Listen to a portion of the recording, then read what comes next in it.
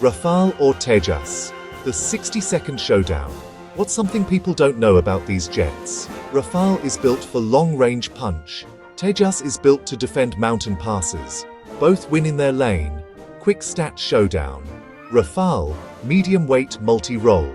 Tejas, light combat aircraft. Rafale top speed around 1912 km/h. Rafale range roughly 3,700 km.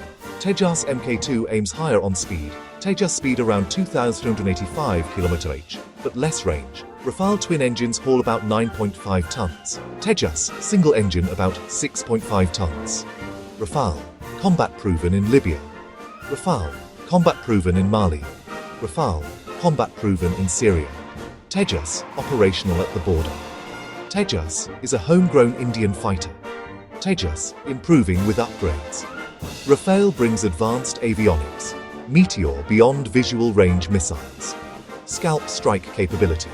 Tejas, cost efficiency. Ease of upgrades. Superior high-altitude suitability. Perfect for mountain defense. Heavy punch and redundancy. Rafale, immediate long-range power. Tejas, affordable, adaptable domestic capability.